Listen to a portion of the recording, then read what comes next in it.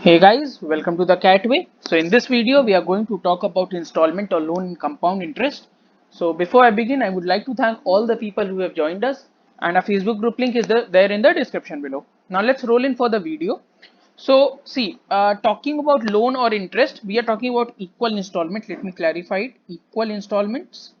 Okay. So for equal installment, you must be seeing a formula given in few of the books. So let's write the formula first. Okay. So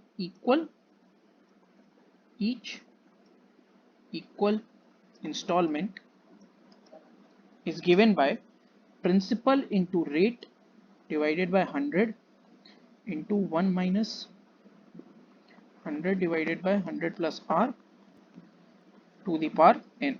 Okay, so this is the formula for calculating each equal installment. This is a plus sign. Okay. Acha, let's say, see, as you can see this formula, it's a very complicated formula. Okay. So sometimes what happens is you can get a bit confused or the calculation part might get a bit tougher one. Okay. So in that case, what you do is, let's understand that with the help of the example. So let's say I took rupees 100 from you. So rupees 100 is being taken and the rate of interest is 10% and the time period is 3 years. Okay. Now, when we go by the formula, what we have is principal, that is 100, into rate, okay, upon 100, 1 minus 100 divided by 110 q. Okay, so this is the formula what we have. So let's calculate it. What do we get is 100 divided by 110 and the cube of it. Okay, now it is subtracted from 1 and we are dividing 10 from this value. So what do we get is rupees 40.21 as our equal installment. Okay. Now see, this is as you can see, it is going to be a complicated problem for anybody to solve. Okay. Even if calculator is there, then too it is going to be a issue. So a simpler method is, let me show you the simpler method, the method which I use. See, what you're going to do is you're going to write 1, 2 and 3, that is the 3 years for which the interest is being installment is being paid. And what is going to happen is, see, I'm going to pay you a rupees in the first year because they are equal installment. I'm going to pay you a rupees in the second year. Also, I'm going to pay you a rupees in the third year. Okay. Now, as you know that there was 10% interest, so the rupees a which I gave to you in the first year, you kept it somewhere and you earned rupees and you earned 10% interest on it, so it became 1.1 a after 1 year. Okay, and after one more year it became 1.21 a. Okay. Similarly, for the amount of money that I paid you in the second year, you kept it in your bank or whatever place for 1 year, and it became 1.1a because compound interest is there, and it became 1.1a after second year, after 1 year. Okay, so now the total money which I paid to you is will not be counted as only 3a. The money which you generated as interest from by keeping the money which I paid to you, okay, that interest will also be included as the money which I paid to you. So this is the total money which I paid to you. Okay, now we will add all these, and what we get is 1.21 plus 1.1 plus 1. We get 3.31 rupees, 3.31a. So this is the total amount that I have paid to you. Okay, total amount I have paid. Acha. Now what we will do is we have to calculate what was the amount which was to be paid by me. Okay, so the amount to be paid by me was rupees 100 was taken for 3 years at 10%. Okay, so this is the amount that I will pay. So the amount will be 133.1 rupees. Now what you can say is, see, this is the amount that I paid to you. This is the amount which was to be paid. So they both will be equal. So we will put 3.31a is equal to 133.1, and we will get our a as 40.21. You can check it also. 133.1 divided by 3.31 will give you 40.21. So that's our correct answer. So this is also one of the approach which you can apply. Okay. Now it's up to you whichever method you want to use. This was also one method, so this was to be told. So you can choose whatever method you want. It depends upon you, completely depends upon you with which method you are comfortable with. Let us solve one more question over it. Okay. So here's the question. It says Shrikant buys a car worth rupees 5,25,000. He pays rupees 1,25,000 as down payment and agrees to pay the remaining amount in installments.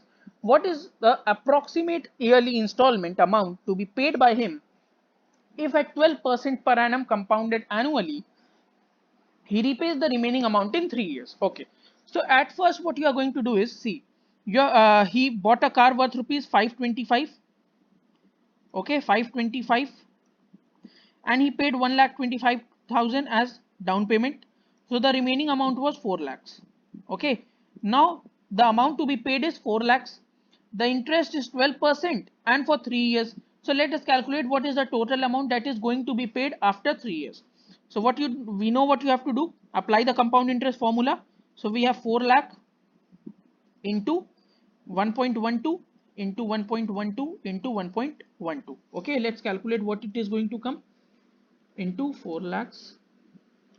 We have 5 lakh 61,971.2 rupees to be repaid. Okay, this is the amount to be repaid. Now let's go to our the way which we were doing the question. So for 3 years, so what I will do is I'll write 1, 2 and 3, and I have paid a rupees here, a rupees here, a rupees here. It became 1.12a here, it became 1.12a here. For this one, let's calculate on 1.12 into 1.12 is what we will do. We will get 1.2544a. Okay, so this is the total amount that I paid. Let's calculate it, let's add them. So what you get is 1.12 and plus 1, we get 3.3744a. So this is the total amount which I have paid to you. This was the amount which was to be paid. Let's calculate. So they are going to be equal. 3.3744a is equal to 561 971.2. We get a is equal to 561 971.2 divided by, so we get 1,66,053 Okay, now the question which was asked to us was the approximate yearly installment. Okay, so the approximate yearly installment would be our B, 1,65,000. Okay, I hope I have made myself clear how to use this method. Again, I will say it's completely up to you. If you wish to use the formula, you can apply the formula. If you go by the formula would look like, let me show you. The principal is 4 lakh,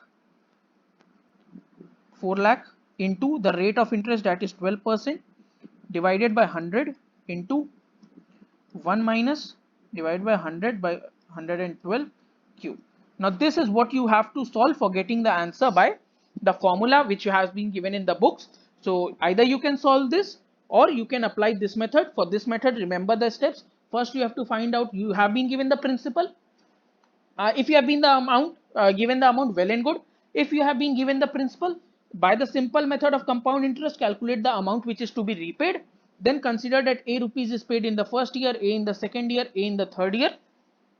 Apply the compound interest at the same rate which is given in the question to the second year for one time, and for the first year amount 2 times, because it is being kept in the bank or whatever for 2 years. Okay, now after you have done this, add them all and put this equal to the amount which is to be repaid. Okay, you will find the value of a directly. Okay, so again, it's completely up to you. Whichever method you feel comfortable with, you can use that. So thanks for watching the video, guys. I hope you learned something new.